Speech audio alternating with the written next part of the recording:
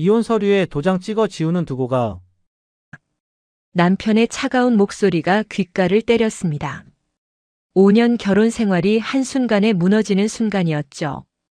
대학 동창이라며 집에 드나들던 여자가 남편 옆에 당당히 서 있었습니다. 모든 것을 포기하고 집을 나서는데 시어머니가 무언가를 손에 쥐어주셨습니다.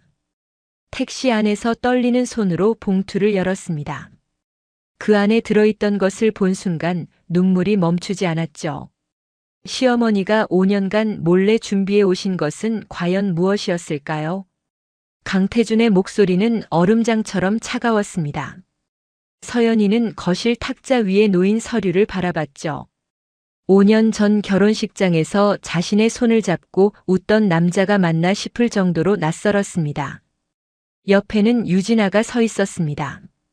대학 동창이라며 집에 자주 드나들던 여자였죠. 붉은 립스틱을 바른 입술이 비죽 올라가 있었습니다.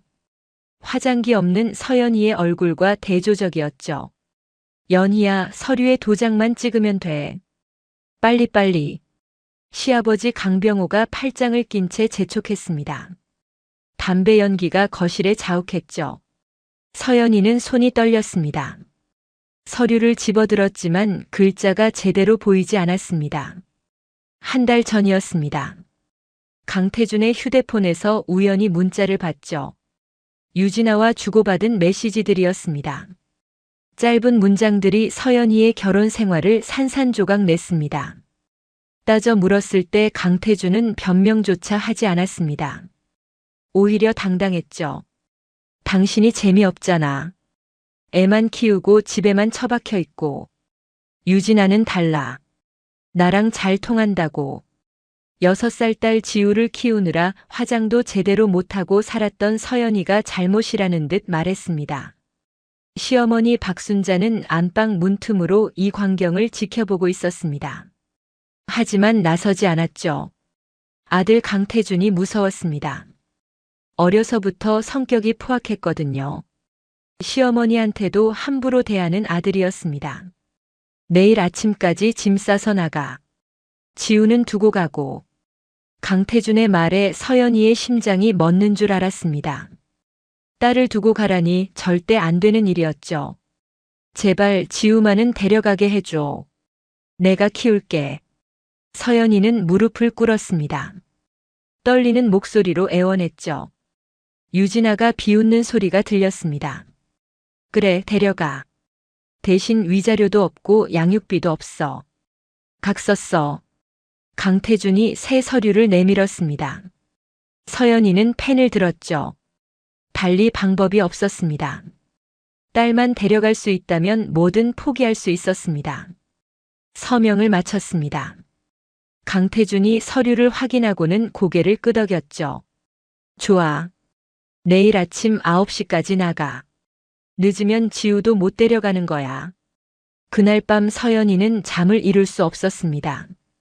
좁은 방에서 지우를 안고 천장을 바라봤죠. 앞으로 어떻게 살아야 할지 막막했습니다. 통장 잔고는 50만 원이었습니다. 친정 부모님도 형편이 어려워 도움을 청할 수 없었죠. 불안과 두려움이 파도처럼 밀려왔습니다. 다음 날 아침 일찍 짐을 쌌습니다. 지우의 옷가지와 장난감 몇 개, 자신의 옷 몇 벌이 전부였죠. 큰 가방 하나에 담았습니다. 강태준은 출근한다며 유진아와 함께 집을 나갔습니다. 서연이는 가방을 들고 거실로 나왔죠. 그때 시어머니 박순자가 안방에서 나오셨습니다. 눈이 퉁퉁 부어 있었습니다. 밤새 우신 것 같았죠. 시어머니는 서연이 앞에 갈색 봉투를 내밀었습니다. 두툼한 봉투였습니다. 이거 가져가. 시어머니의 목소리는 떨렸습니다. 눈물이 그렁그렁 맺혀 있었죠. 어머님, 고맙다는 말도 제대로 못했습니다. 시어머니는 다시 방으로 들어가셨죠. 서연이는 봉투를 가방에 넣고 지우의 손을 잡았습니다. 엄마, 우리 어디가? 지우가 맑은 눈으로 물었습니다. 아무것도 모르는 아이였죠. 새 집으로 가는 거야. 엄마랑 지우랑 둘이서. 서연이는 억지로 미소를 지었습니다. 대문을 나서는 순간 다리에 힘이 풀렸습니다. 5년을 살았던 집이었죠. 동네 공원 벤치에 앉았습니다. 지우는 그네를 타러 갔고 서연이는 봉투를 열었습니다. 봉투 안에는 현금 뭉치가 들어 있었습니다. 5만 원권 지폐들이었죠. 세어보니 300만 원이었습니다. 그뿐만이 아니었습니다. 통장 3권이 더 들어 있었죠. 떨리는 손으로 통장을 펼쳤습니다. 예금주는 서연이 본인이었습니다. 각 통장마다 1,500만 원씩 총 4,500만 원이 들어 있었죠. 거래 내역을 보니 5년 전부터 매달 25만 원씩 3군데에 나눠 적금을 부어왔더군요. 손편지가 한 장 더 있었습니다. 시어머니의 글씨였습니다. 며느리야, 이건 내가 5년간 시댁 제사랑 명절 음식 준비하며 받았어야 할 수고비다. 시어머니가 몰래 생활비 아껴서 모았다. 우리 아들이 언젠가 너한테 못되게 굴 것 같아서 미리 준비해뒀어. 아들 대신 미안하다. 지우 잘 키우고 꼭 행복하게 살아라. 눈물이 쏟아졌습니다. 시어머니는 아들 앞에서 한마디도 못하셨지만 이런 방식으로 며느리를 지켜주셨던 거였죠. 서연이는 한참을 울었습니다. 지우가 달려와 물었습니다. 엄마, 왜 울어? 괜찮아. 엄마 기뻐서 그래. 서연이는 지우를 꼭 안아주었습니다. 이제 시작이었죠. 엄마 임미숙이 문을 열었습니다. 딸과 손녀를 보자마자 눈물을 흘렸죠. 연희야, 들어와. 지우야, 할머니한테 와. 좁은 거실에 짐을 내려놓았습니다. 아버지 서동철은 일찍 출근하고 없었죠. 임미숙이 물었습니다. 이혼했니? 네, 엄마. 어제 도장 찍었어요.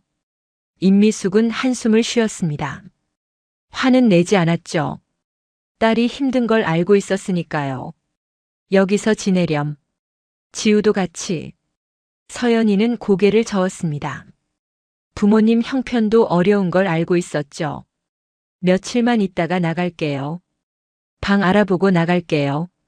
저녁에 서동철이 퇴근했습니다. 딸과 손녀를 보고는 아무 말 없이 방으로 들어갔죠. 저녁 식사 때도 말이 없었습니다. 식사 후 서연이는 부모님께 말씀드렸습니다. 엄마, 아빠.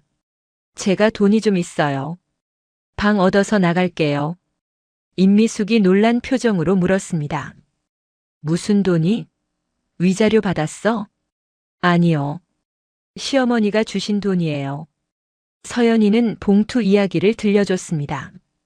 통장 3권과 현금 300만 원, 그리고 손편지 내용까지 말이죠. 임미숙이 눈물을 훔쳤습니다. 그 시어머니 참 착하시네. 며느리 생각해서 그렇게 모으셨다니. 서동철도 고개를 끄덕였습니다. 연희야, 그 돈 아껴 써라. 지우 키우는데 돈 많이 든다. 다음 날부터 집을 알아봤습니다. 지우가 다닐 어린이집 근처로 정했죠. 일주일 만에 괜찮은 원룸을 찾았습니다. 보증금 1,000만 원에 월세 45만 원이었습니다. 작지만 깨끗했죠. 남양이라 햇볕도 잘 들었습니다. 계약을 마치고 이사를 했습니다. 부모님이 도와주셨죠. 가구는 중고로 샀습니다. 침대 하나, 책상 하나, 옷장 하나가 전부였습니다. 지우를 어린이집에 등록했습니다. 한 달에 30만 원이었죠. 이제 일을 찾아야 했습니다. 동네를 돌아다니며 구인 광고를 봤습니다. 학력도 경력도 없는 32살 이혼녀를 받아주는 곳은 많지 않았죠. 사흘째 되던 날 골목 안쪽에 있는 작은 분식집에서 구인 광고를 발견했습니다. 아르바이트생을 구한다는 내용이었죠. 들어가서 사장님을 만났습니다. 50대 중반 여성분이었습니다. 이름은 최영자였죠. 여보세요, 아르바이트 자리 구한다고 봤는데요. 최영자가 서연이를 위아래로 훑어봤습니다. 나이가 어떻게 되세요? 32이요. 결혼은 했어요? 이혼했어요. 6살 딸 키우고 있습니다.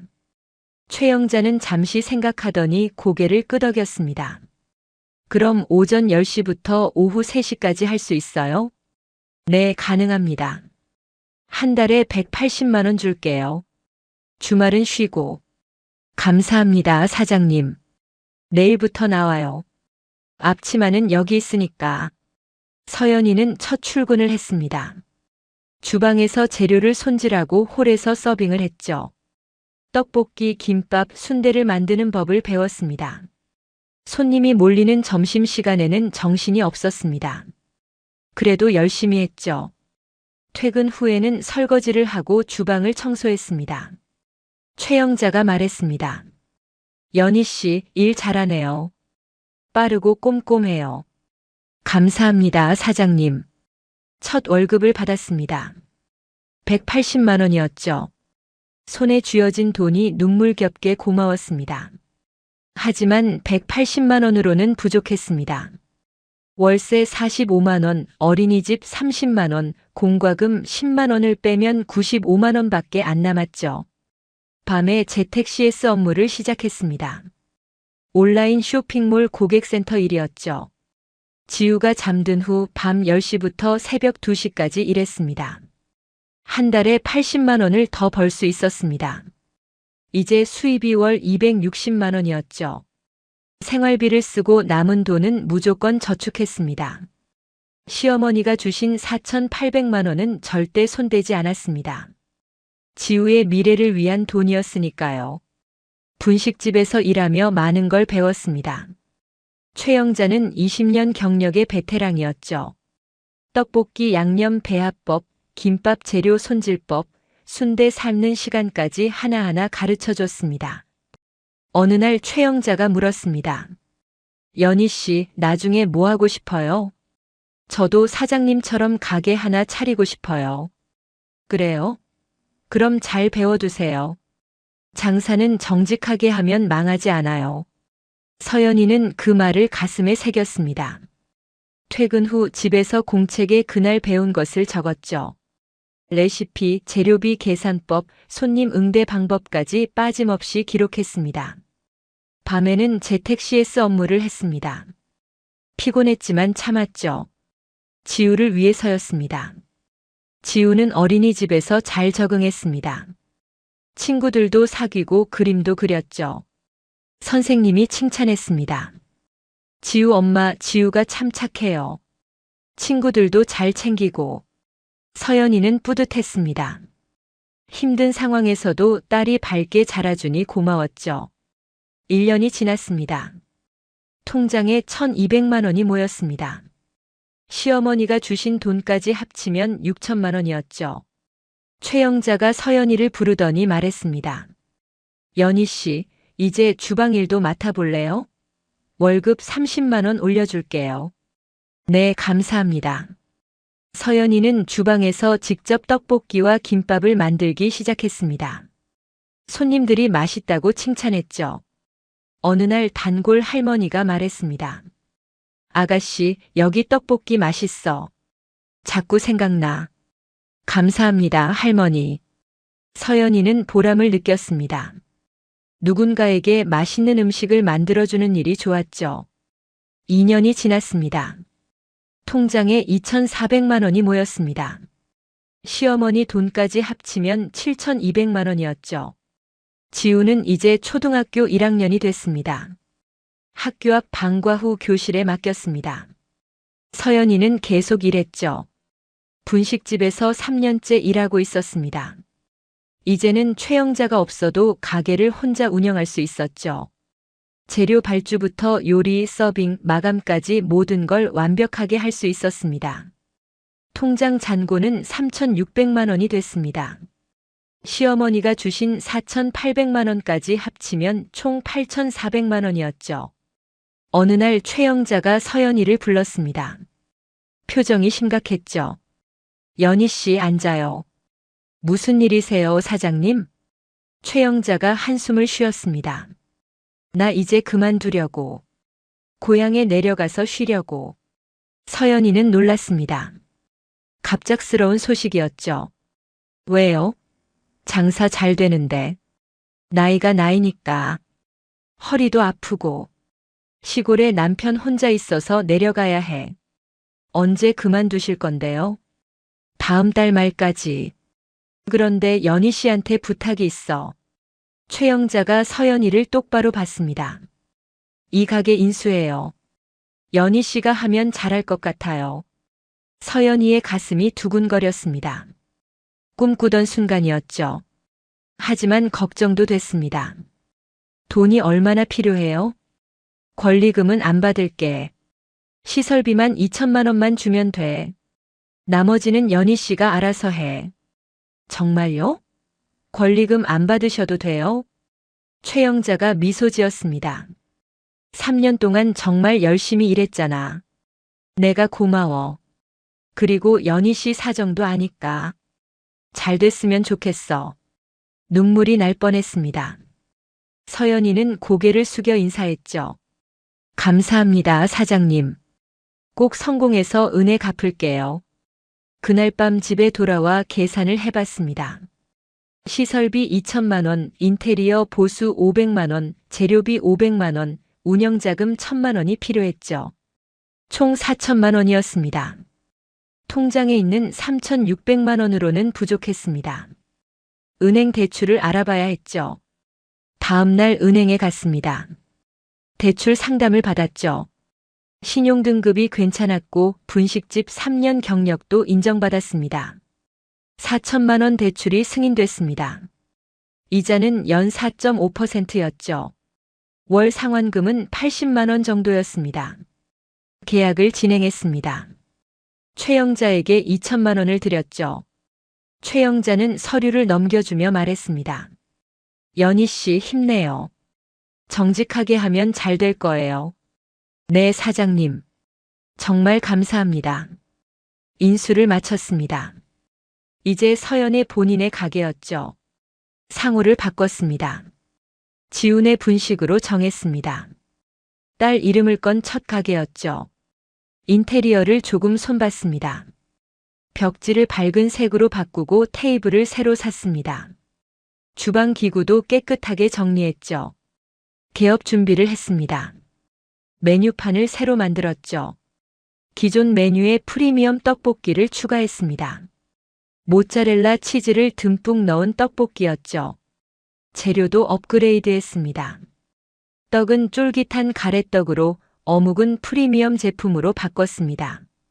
원가가 조금 올라갔지만 품질을 지키기로 했죠. 개업일이 다가왔습니다. 지우에게 말했습니다. 지우야, 엄마가 이제 사장님이야. 우리 가게 이름이 뭐게? 지훈의 분식. 지우가 환하게 웃었습니다. 자기 이름이 들어간 가게가 자랑스러운 거였죠. 개업 당일 아침 일찍 가게 문을 열었습니다. 화환은 친정 부모님이 보내주셨죠. 최영자도 화환을 보내주셨습니다. 손님이 들어왔습니다. 단골 할머니들이었죠. 어머, 사장님이 바뀌었네. 연희 씨가 인수했어? 네, 할머니. 잘 부탁드려요. 그래, 우리는 계속 올 거야. 맛만 그대로 유지해. 첫날 매출은 25만 원이었습니다. 예전과 비슷한 수준이었죠. 서연이는 안도했습니다. 이틀째, 사흘째 손님이 조금씩 늘었습니다. 새 메뉴인 치즈 떡볶이가 인기였죠. 학생들이 특히 좋아했습니다. 한 달이 지나자 매출이 30% 올랐습니다. 월 매출 900만 원을 달성했죠. 재료비와 공과금을 빼면 순이익이 400만 원 정도였습니다. 대출 상환금 80만 원을 내고도 320만 원이 남았습니다. 생활비를 쓰고 나머지는 저축했죠. 서연이는 SNS 마케팅을 시작했습니다. 인스타그램 계정을 만들었죠.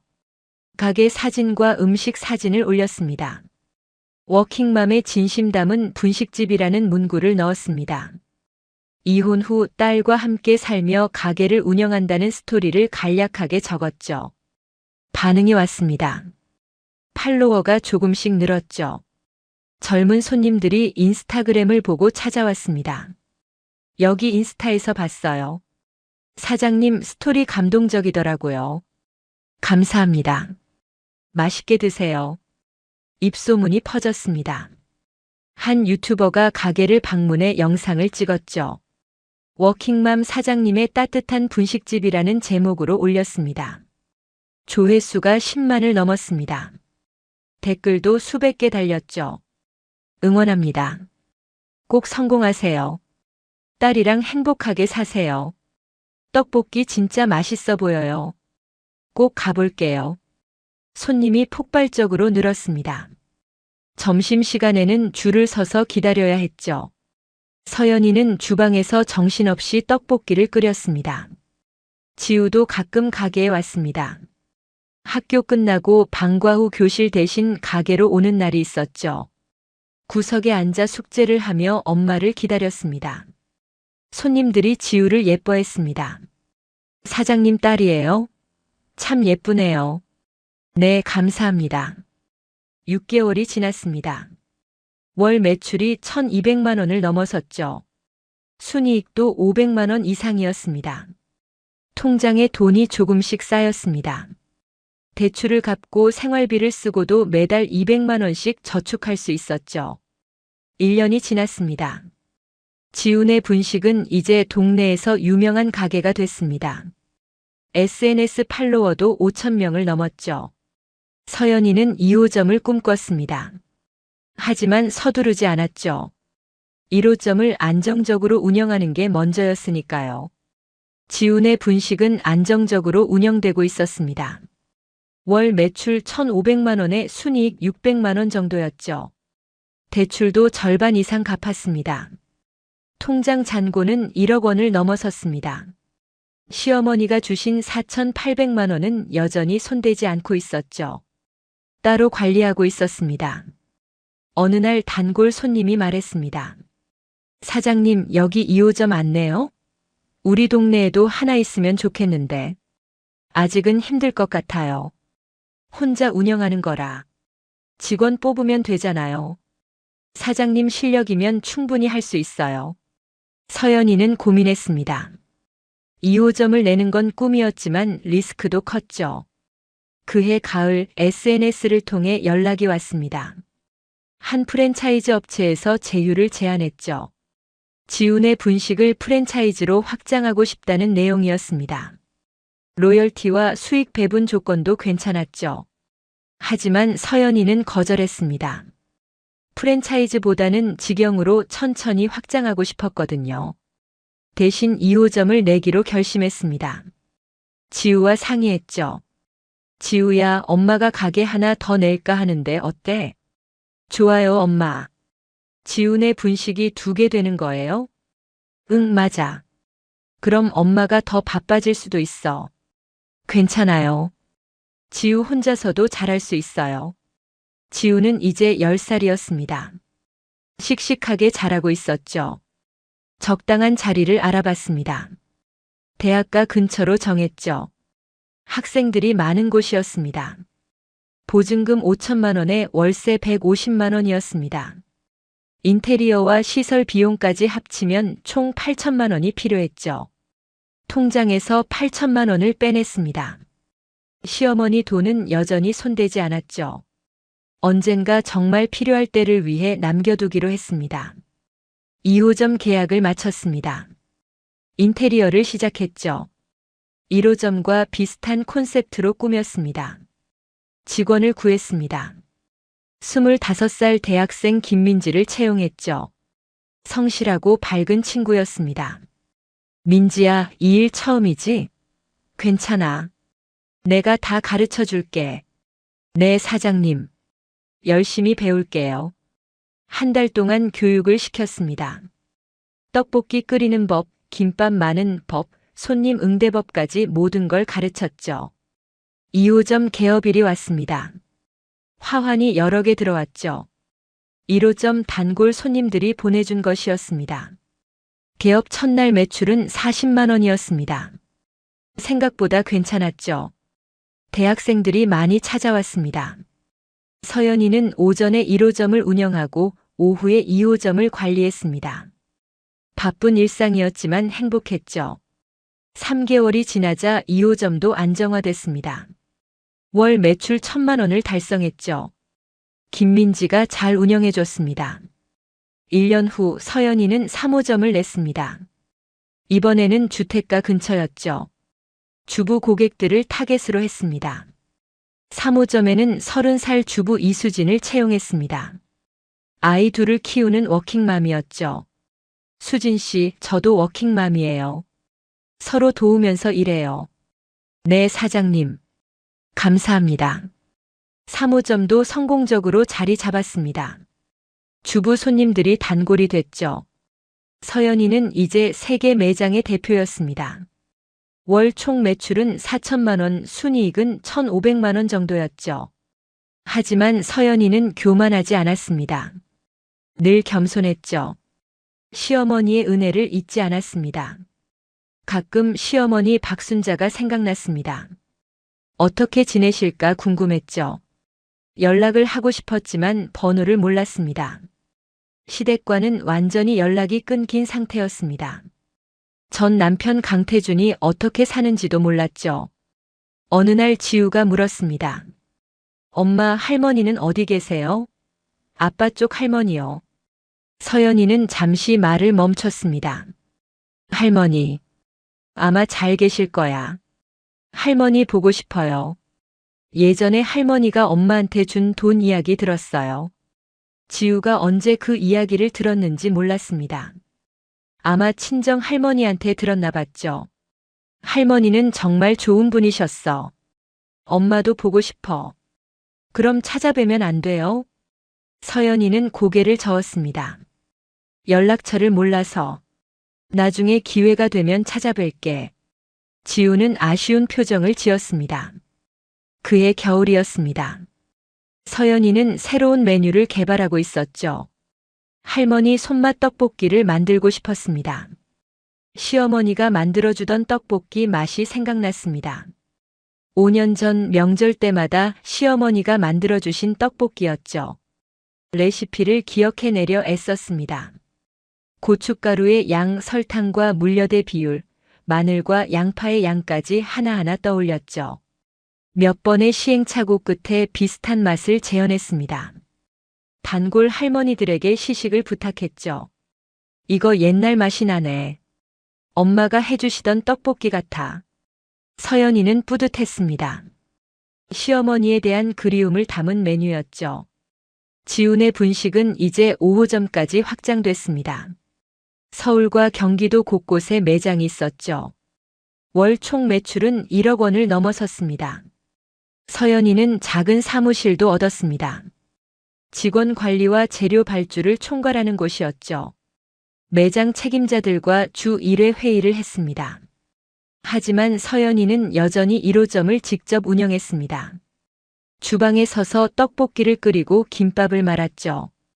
그게 자신의 정체성이었으니까요. 어느 가을 저녁이었습니다.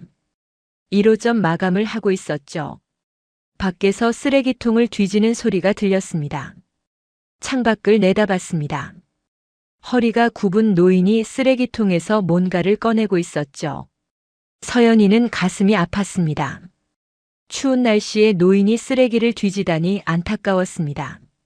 주방으로 가서 김밥을 하나 샀습니다. 따뜻한 어묵국도 담았죠. 밖으로 나가 노인에게 다가갔습니다. 할머니, 이거 드세요. 노인은 고개를 들었습니다. 더러운 파카를 입고 있었죠. 머리카락은 헝클어져 있었고 얼굴은 주름으로 가득했습니다. 그 순간 서연이의 발이 멈췄습니다. 노인의 얼굴이 낯익었죠. 자세히 봤습니다. 눈매, 코, 입술 모양이 기억 속의 그 사람과 똑같았습니다. 어머님? 서연이의 목소리가 떨렸습니다. 노인도 서연이를 빤히 쳐다봤죠. 연희야? 박순자였습니다. 10년 만에 재회였죠. 서연이는 김밥을 떨어뜨리고 시어머니를 끌어안았습니다. 어머니, 어머니. 정말 어머님이세요? 눈물이 쏟아졌습니다. 시어머니도 울었죠. 두 사람은 거리에서 한참을 울었습니다. 어머니, 여기서 뭐 하세요? 왜 이러고 계세요? 박순자는 고개를 떨궜습니다. 말문이 막힌 것 같았죠. 일단 안으로 들어가요. 추워요. 서연이는 시어머니를 가게 안으로 모셨습니다. 의자에 앉히고 따뜻한 물을 드렸죠. 박순자는 떨리는 손으로 물을 마셨습니다. 얼마나 추웠을까요? 온몸이 얼어 있었습니다. 서연이는 전기장판을 깔고 시어머니를 눕혔습니다. 담요도 덮어드렸죠. 어머니, 제 집으로 가요. 씻고 밥 드셔야죠. 아니야, 연희야. 나는 괜찮아. 무슨 말씀이세요? 저랑 같이 가요. 서연이는 택시를 불렀습니다. 시어머니를 부축해 태웠죠. 자신의 아파트로 향했습니다. 아파트에 도착했습니다. 지우는 학원에서 아직 돌아오지 않았죠. 시어머니를 욕실로 안내했습니다. 어머니, 여기서 씻으세요. 옷은 제가 준비해 드릴게요. 박순자는 멍하니 서 있었습니다. 현실이 믿기지 않는 표정이었죠. 샤워를 하는 동안 서연이는 깨끗한 옷을 준비했습니다. 자신의 옷 중에 편한 걸로 골랐죠. 속옷과 양말도 새 것으로 챙겼습니다. 1시간 후 박순자가 욕실에서 나왔습니다. 깨끗하게 씻으니 얼굴이 많이 화해 보였죠. 하지만 수척하고 피곤해 보였습니다. 소파에 앉으세요. 밥 차려드릴게요. 서연이는 주방으로 가서 죽을 끓였습니다.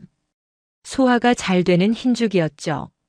밑반찬도 몇 가지 차렸습니다. 박순자는 처음에는 수저를 들지 못하더니 천천히 죽을 떠먹기 시작했습니다. 얼마나 굶으셨을까요? 눈물이 나올 것 같았습니다. 식사를 마친 후 마주 앉았습니다. 이야기를 나눌 시간이었죠. 어머니, 그동안 무슨 일이 있으셨어요? 박순자는 한숨을 쉬며 입을 열었습니다. 태준이가 유진아랑 결혼했잖니? 네, 알고 있어요. 결혼하고 2년 지나서 사업을 시작했어. 유진아 친구가 하자는 거래서. 무슨 사업이었어요? 온라인 쇼핑몰이었대. 근데 망했어. 1년 만에. 박순자의 목소리가 떨렸습니다. 유진아가 돈을 너무 많이 썼어. 명품 가방, 옷, 그런 거 사는데. 카드값이 매달 몇백씩 나왔대. 그래서요? 빚이 쌓였어. 3억 원이 넘게. 그때 유진아가 도박을 시작했어. 도박이요? 온라인 도박이었대. 몇천 잃고 몇천 따고 그러다가 나중엔 다 잃었어. 서연이는 숨이 막혔습니다. 상상도 못한 이야기였죠. 태준이가 내 집이랑 땅을 담보로 대출받았어. 내 동의 없이. 그게 가능해요? 위조했나 봐. 도장을 몰래 찍었나. 나중에 알았어. 그래서 집을 잃으신 거예요? 박순자가 고개를 끄덕였습니다. 채권자들이 집을 경매 넘겼어. 나는 쫓겨났지. 시아버지는요? 5년 전에 돌아가셨어. 뇌졸중으로. 태준이는 장례식에도 안 왔어. 서연이의 가슴이 무너졌습니다. 시어머니가 얼마나 힘드셨을까요? 태준이랑 유진아는 어디 갔어요? 모르겠어. 도망갔나 봐. 빚쟁이들 피해서. 연락은요? 끊겼어. 번호도 바꿨나 봐. 박순자는 눈물을 훔쳤습니다. 나는 갈 데가 없었어. 친척들한테 연락했는데 다들 거절했어.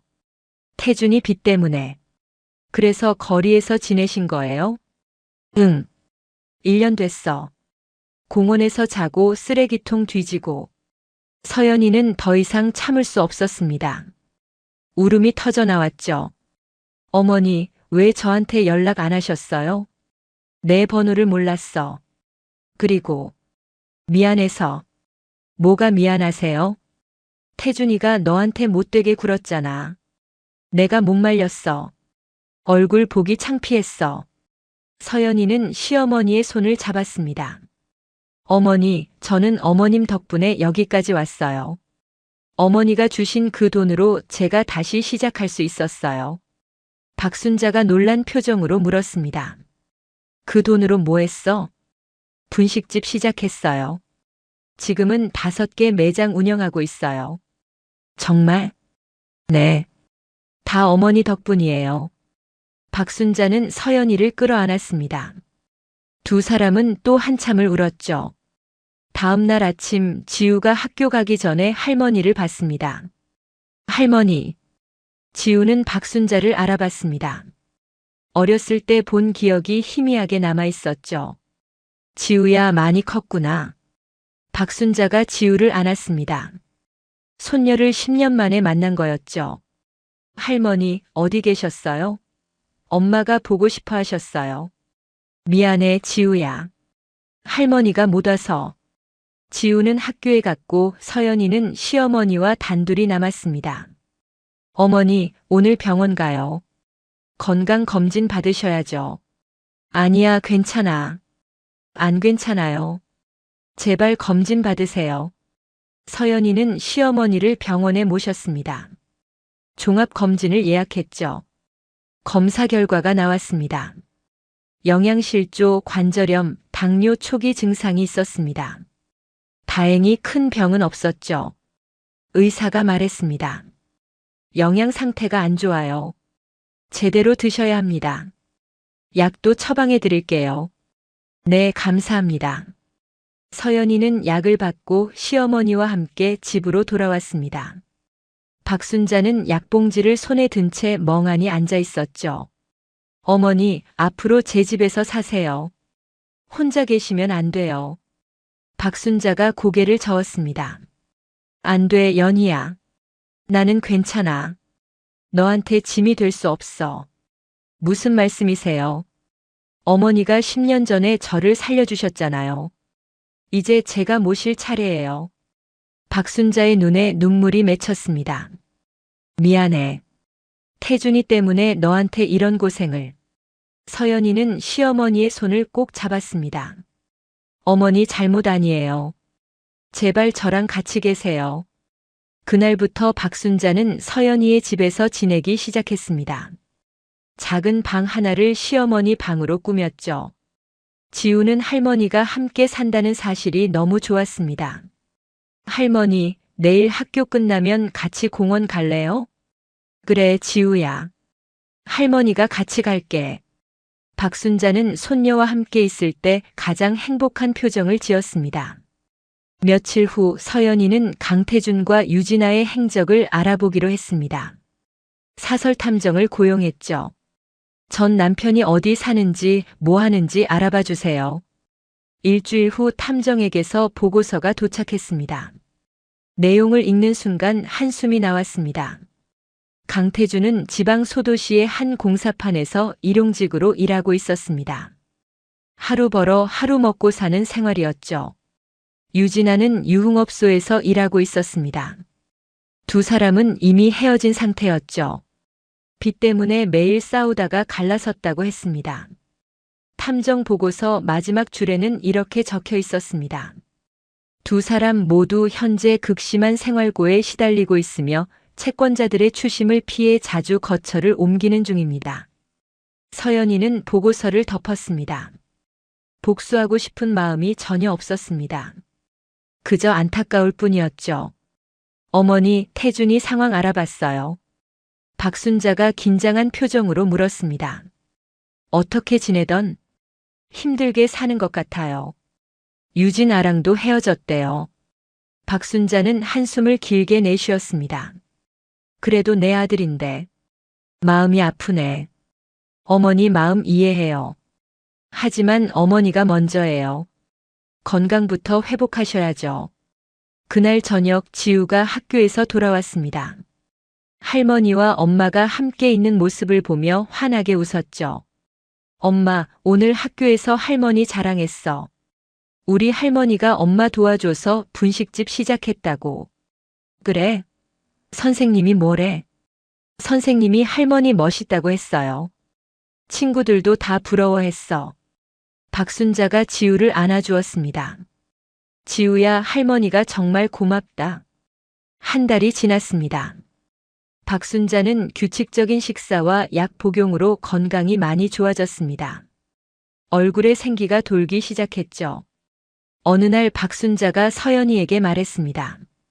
연희야, 나도 뭐 좀 하고 싶어. 집에만 있으니까 답답해. 어머니, 무리하시면 안 돼요. 아니야. 내가 할 수 있는 거. 음식 만드는 거 말이야. 서연이는 잠시 생각했습니다. 그럼, 우리 가게 메뉴 개발 도와주실래요? 어머니가 만드셨던 떡볶이 레시피 있잖아요. 박순자의 눈이 반짝였습니다. 정말? 내가 도와줘도 돼? 당연하죠. 오히려 제가 부탁드리고 싶었어요. 다음 날부터 박순자는 1호점 주방에서 서연이와 함께 시간을 보냈습니다. 옛날 레시피를 하나씩 기억해내며 재현했죠. 고춧가루는 이 정도, 설탕은 요만큼. 그리고 물엿을 좀 넣으면 윤기가 나. 어머니, 이 맛이에요. 제가 기억하던 그 맛. 할머니표 떡볶이가 완성됐습니다. 단골 손님들에게 시식을 부탁했죠. 어머, 이거 옛날 맛이네요. 엄마 생각나는 맛이에요. 진짜 깊은 맛이 나요. 이거 정식 메뉴로 해주세요. 반응이 좋았습니다. 서연이는 할머니표 떡볶이를 신메뉴로 출시하기로 했습니다. SNS에 홍보를 시작했습니다. 시어머니의 60년 손맛을 담은 할머니표 떡볶이 출시. 정성과 사랑이 들어간 특별한 맛을 느껴보세요. 댓글이 쏟아졌습니다. 시어머니랑 같이 일하신다니 정말 멋있어요. 이런 스토리 너무 좋아요. 꼭 먹으러 갈게요. 할머니와 며느리의 화해 스토리 감동적이에요. 손님이 폭발적으로 늘었습니다. 할머니표 떡볶이를 먹으러 멀리서도 찾아왔죠. 한 손님이 박순자에게 말했습니다. 할머니, 며느리분 정말 효녀시네요. 이렇게 모시고. 박순자가 눈물을 글썽이며 대답했습니다. 내가 먼저 받은 게 더 많아요. 이 며느리가 나를 살렸어요. 2개월 후 서연이는 4호점 오픈을 준비했습니다. 이번에는 박순자의 아이디어를 많이 반영했죠. 어머니, 4호점은 어머니가 주방장으로 가셔야 해요. 내가? 나이가 너무 많은데. 아니에요. 어머니 레시피가 우리 경쟁력이에요. 박순자는 처음으로 주방장 타이틀을 달고 일하게 됐습니다. 손녀 지우가 자랑스러워했죠. 할머니, 진짜 멋있어. 우리 할머니가 주방장이야. 어느 날 저녁 세 사람은 거실에 모여 앉았습니다. 서연이가 조용히 입을 열었습니다. 어머니, 사실 태준 오빠 연락처 알아냈어요. 박순자가 놀란 표정으로 물었습니다. 정말? 연락해봤어? 아니요. 그냥 알아만 뒀어요. 어머니가 만나고 싶으시면 연락드릴 수 있어요. 박순자는 한참 고민하다가 고개를 저었습니다. 아니야. 지금은 아니야. 태준이가 정신 차리고 스스로 찾아올 때까지 기다릴래. 알겠어요, 어머니. 대신 나는 지금 이렇게 너희랑 사는 게 행복해. 혈육보다 더 진한 게 인연이구나 싶어. 서연이도 지우도 박순자를 꼭 안아주었습니다. 3개월이 더 지났습니다. 박순자는 이제 완전히 건강을 회복했습니다. 매일 아침 지우를 학교에 데려다주고 낮에는 가게에서 일했죠. 저녁에는 세 사람이 함께 저녁을 먹으며 하루를 정리했습니다. 평범하지만 따뜻한 일상이었습니다. 어느 날 박순자가 서연이에게 물었습니다. 연희야, 너 재혼 생각 없어? 서연이가 웃으며 대답했습니다. 지금은 아니에요. 지우랑 어머니 그리고 제일. 이것만으로도 충분해요. 그래도 언젠가 좋은 사람 만나면 행복하게 살았으면 좋겠어. 그때 가서 생각할게요. 지금은 이 순간이 제일 소중해요. 밤에 지우가 잠든 후 서연이는 창밖을 바라봤습니다. 도시의 불빛이 반짝이고 있었죠. 10년 전 이혼당하던 날 절망 속에서 받았던 봉투. 그 안에 담긴 돈과 편지가 자신의 인생을 바꿔놓았습니다. 그리고 지금 그 은혜를 갚을 수 있는 기회가 찾아왔습니다. 시어머니를 모시고 함께 행복하게 사는 것. 어머니 정말 감사해요. 어머니 덕분에 제가 여기까지 왔어요. 혼잣말처럼 중얼거렸습니다. 박순자는 이미 잠든 후였지만 그 마음은 전해질 거라 믿었습니다. 박순자가 메뉴 개발에 적극적으로 참여했습니다. 치즈 듬뿍 들어간 로제 떡볶이, 매콤 크림 떡볶이 등 새로운 메뉴를 제안했죠. 요즘 젊은 사람들은 이런 맛 좋아하더라고. TV에서 봤어. 어머니, 아이디어 정말 좋아요. 이거 대박 날 것 같은데요. 오후점 개업일이 다가왔습니다. 이번에는 특별한 손님을 초대했죠. 서연이의 친정 부모님 임미숙과 서동철이었습니다. 10년 만에 처음으로 딸의 성공한 모습을 보러 온 거였죠. 연희야, 정말 대단하다. 이렇게까지 될 줄 몰랐어. 임미숙이 눈물을 훔쳤습니다. 엄마, 다 엄마 덕분이야. 엄마가 응원해줘서 힘이 났어. 서동철도 딸을 꼭 안아주었습니다. 말은 없었지만 자랑스러워하는 게 느껴졌죠. 박순자도 임미숙과 인사를 나눴습니다. 사돈 어른 오랜만이에요. 그러게요. 그동안 고생 많으셨죠. 두 어머니는 서로를 이해하는 눈빛으로 바라봤습니다. 모두 딸과 며느리를 위해 최선을 다했던 사람들이었죠.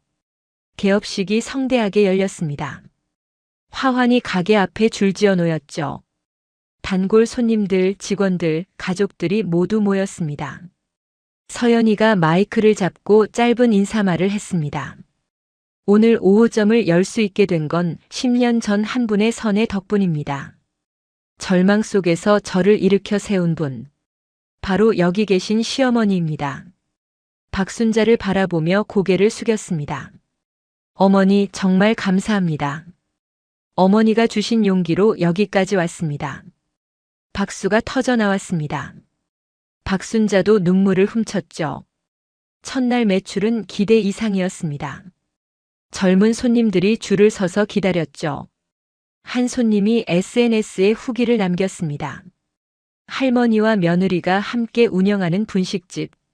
맛도 맛이지만 스토리가 정말 감동적이에요. 응원합니다. 입소문이 빠르게 퍼졌습니다. 방송사에서 취재 요청도 들어왔죠. 한 예능 프로그램에서 서연이와 박순자를 초대했습니다. 가족의 화해와 재기 스토리를 다루는 프로그램이었습니다. 촬영날 두 사람은 스튜디오에 앉았습니다. MC가 질문을 던졌죠. 시어머니께서 10년 전에 주신 돈이 계기가 됐다고 들었어요. 그때 기분이 어떠셨나요? 서연이가 대답했습니다. 봉투를 열었을 때 온몸이 떨렸어요. 현금과 통장, 그리고 편지. 시어머니가 5년간 몰래 모아주신 돈이었죠. 그 순간 포기하지 말아야겠다고 다짐했습니다. 시어머니께서는 왜 그렇게 하신 건가요? 박순자가 조용히 입을 열었습니다.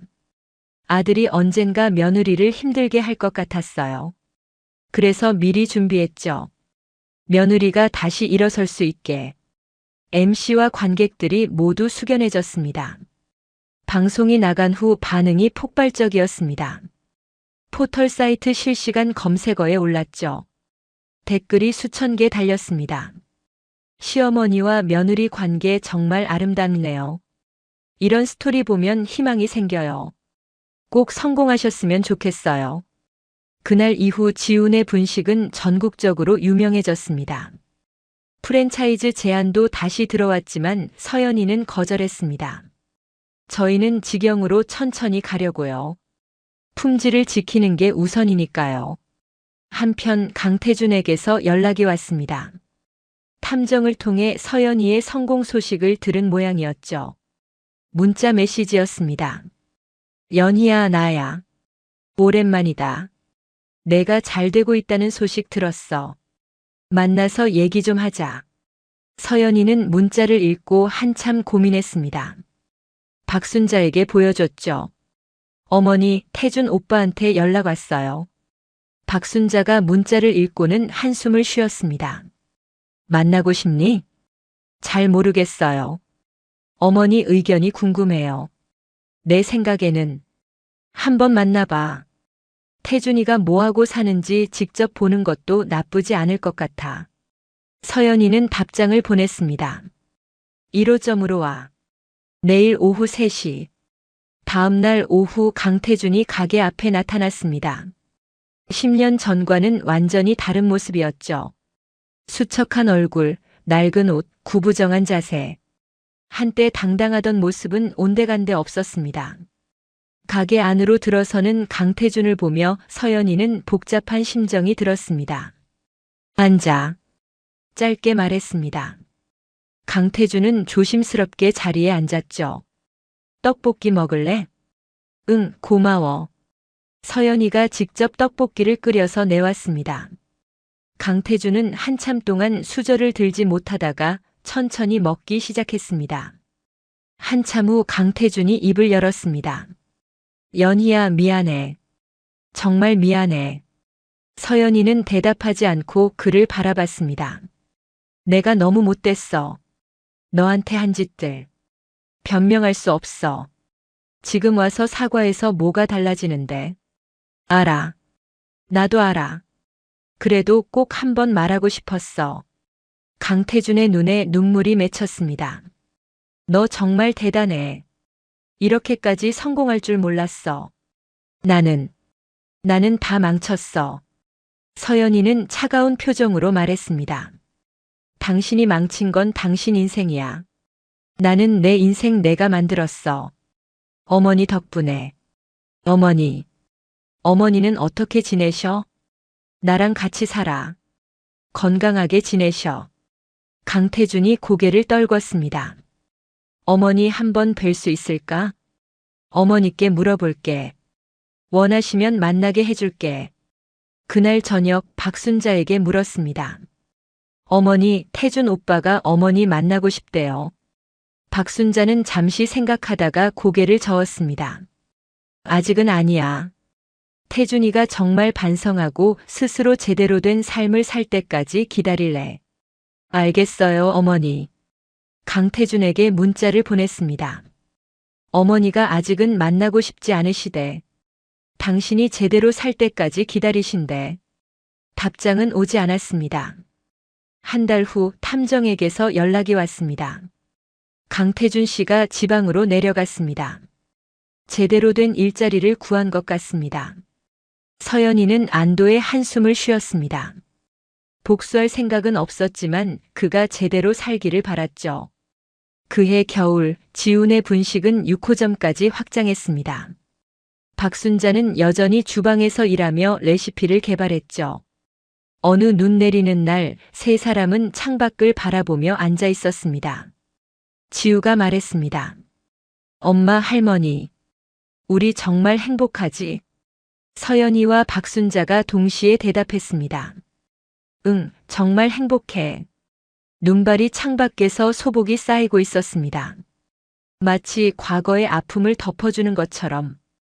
지훈의 분식은 이제 서울과 경기도에 총 8개 매장을 운영하고 있었습니다. 연 매출 15억 원을 넘어섰죠. 서연이는 더 이상 확장하지 않기로 결정했습니다. 대신 품질과 직원 복지에 투자하기로 했죠. 이 정도면 충분해요. 더 욕심부리면 관리가 안 될 것 같아요. 박순자도 동의했습니다. 그래, 연희야. 욕심 부리지 말고 지금처럼 살자. 어느 날 서연이는 특별한 프로그램을 시작했습니다. 매장마다 어르신 무료 김밥 나눔을 하기로 한 거였죠. 매일 점심시간 혼자 사시는 어르신들께 김밥 한 줄씩 무료로 드립니다. SNS에 공지를 올렸습니다. 반응이 뜨거웠죠. 정말 멋진 일 하시네요. 응원합니다. 이런 분식집 많아졌으면 좋겠어요. 첫날부터 어르신들이 찾아왔습니다. 박순자가 직접 김밥을 싸서 드렸죠. 할머니, 맛있게 드세요. 고맙습니다. 이런 따뜻한 분들이 계셔서 세상이 살만해요. 어르신들의 감사 인사에 박순자도 뿌듯해했습니다. 한편 지우는 대학 입시를 준비하고 있었습니다. 경영학과를 지망했죠. 엄마, 나중에 엄마 일 도와줄 거야. 그래서 경영학 공부하려고. 서연이가 딸을 안아주었습니다. 지우야, 엄마는 내가 하고 싶은 거 하면 돼. 꼭 엄마 일 안 도와줘도 괜찮아. 아니야. 나는 엄마처럼 되고 싶어. 할머니처럼 착한 사람도 되고 싶고. 박순자가 손녀를 끌어안았습니다.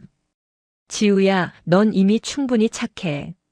수능날 서연이와 박순자는 함께 지우를 응원하러 갔습니다. 학교 앞에서 엿과 찰떡을 건네며 응원했죠. 지우야, 긴장하지 말고 내 실력 다 보여줘. 응, 엄마. 할머니. 다녀올게. 지우가 씩씩하게 고사장으로 들어갔습니다. 2달 후 합격 발표가 났습니다. 지우는 원하던 대학 경영학과에 합격했죠. 엄마, 할머니. 붙었어. 지우가 환호성을 지르며 2사람을 껴안았습니다. 3사람은 기쁨의 눈물을 흘렸죠. 그날 저녁 작은 파티를 열었습니다. 친정 부모님도 초대했죠. 임미숙이 말했습니다. 지우야, 축하한다. 할머니들 2분이 얼마나 자랑스러워 하시는지 알지? 네, 할머니. 저도 정말 감사해요. 파티가 끝나고 서연이와 박순자는 베란다에 나와 앉았습니다. 밤하늘에 별이 총총히 박혀 있었죠. 어머니, 12년 전 생각나요? 제가 봉투를 열었을 때 박순자가 고개를 끄덕였습니다. 그럼 그때 내가 얼마나 마음 졸였는지 몰라. 내가 그 돈으로 뭐라도 할 수 있을까 걱정했어. 어머니 덕분에 제가 여기까지 왔어요. 정말 감사해요. 아니야, 연희야. 내가 스스로 읽어낸 거야. 나는 그냥 작은 씨앗 하나 준 것뿐이야. 서연이가 시어머니 손을 꼭 잡았습니다. 어머니, 저는 어머니를 친어머니처럼 생각해요. 혈연보다 더 진한 인연이에요. 박순자도 눈물을 글썽였습니다. 나도 그래. 너는 내 딸이야. 진짜 딸보다 더 소중한. 며칠 후 박순자에게 편지 한 통이 도착했습니다. 발신인은 강태준이었죠. 편지를 읽은 박순자는 한참 동안 말이 없었습니다. 서연이가 조심스럽게 물었습니다. 어머니, 무슨 내용이에요? 태준이가 결혼한대. 다시. 정말요? 지방에서 만난 여자래. 착한 사람이라고. 이번엔 제대로 살겠다고. 박순자가 편지를 내려놓았습니다. 만나보고 싶다고 하네. 어머니한테 사과하고 싶다고. 어머니, 어떻게 하실 거예요? 박순자는 잠시 고민하다가 말했습니다. 만나볼까봐. 그래도 내 아들인데. 일주일 후 강태준이 찾아왔습니다. 깨끗한 정장을 입고 예전보다 훨씬 단정한 모습이었죠. 곁에는 소박한 인상의 여자가 서 있었습니다. 약혼녀라고 소개했습니다. 어머니, 정말 죄송합니다.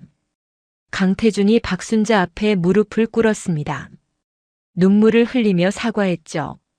제가 정말 못됐어요. 어머니한테, 연희한테 용서받을 자격 없는 거 알아요. 그래도 용서해 주세요. 박순자가 아들을 일으켰습니다. 일어나. 다 지난 일이야. 어머니. 이제라도 정신 차렸으면 됐어. 그 사람이랑 잘 살아. 강태준의 약혼녀도 인사를 했습니다. 어머님, 태준 씨 잘 돌보겠습니다. 박순자가 고개를 끄덕였습니다. 내 아들 부탁해요. 그날 저녁 박순자는 서연이에게 말했습니다. 연희야, 마음이 좀 놓여. 태준이가 이제라도 정신 차린 것 같아. 다행이에요, 어머니. 어머니 마음도 편해지셨겠어요. 응. 이제 정말 다 내려놓을 수 있을 것 같아. 봄이 왔습니다. 지우는 대학 입학을 앞두고 있었고 지훈의 분식 8호점 앞에는 벚꽃이 만발했습니다. 서연이는 새로운 프로젝트를 시작했습니다. 이혼 여성들을 위한 창업 지원 프로그램이었죠. 저처럼 힘든 상황에서 다시 시작하려는 분들을 돕고 싶어요. 소액 창업 자금 지원, 경영 교육, 멘토링까지. 언론에서 큰 관심을 보였습니다. 서연이의 선한 영향력이 확산되고 있었죠. 첫 번째 지원자가 찾아왔습니다. 30대 중반 이혼녀였습니다. 아이 둘을 키우며 재기를 꿈꾸고 있었죠. 대표님 정말 감사합니다. 제게 기회를 주셔서. 아니에요. 저도 그 길을 걸어왔어요. 힘내세요. 서연이는 그 여성에게 자신의 스토리를 들려줬습니다. 12년 전 받았던 봉투 이야기, 분식집에서 일하며 배웠던 것들, 독립하며 겪었던 어려움까지. 포기하지 마세요. 선한 마음은 반드시 돌아옵니다. 여름이 왔습니다. 지우는 대학 생활에 잘 적응하고 있었습니다. 방학 때는 가게에 나와 아르바이트를 했죠. 엄마, 나도 이제 일 배울래.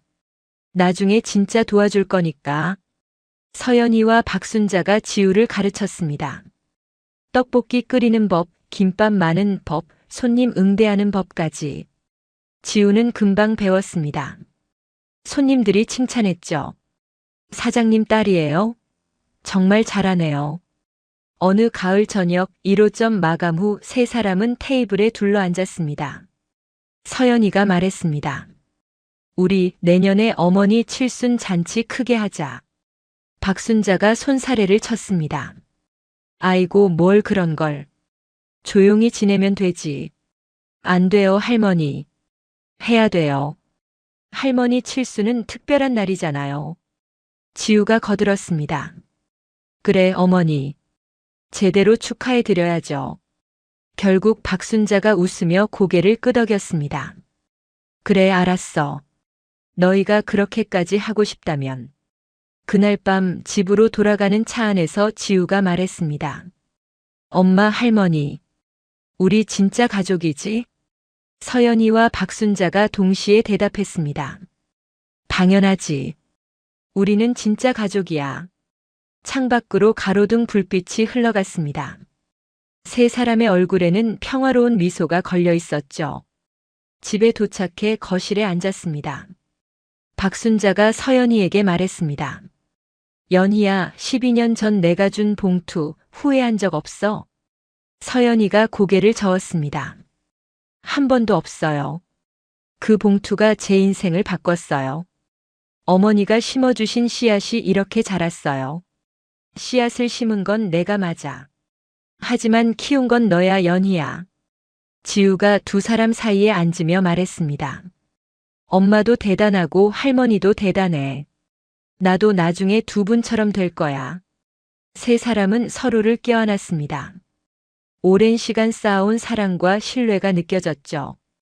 밤이 깊어갔습니다. 세 사람은 각자 방으로 들어갔습니다. 서연이는 침대에 누워 천장을 바라봤습니다. 12년 전 그날이 떠올랐죠. 이혼 서류에 도장을 찍던 순간 봉투를 열었을 때의 떨림, 시어머니의 손편지를 읽으며 흘렸던 눈물. 그 모든 순간이 지금의 자신을 만들었습니다.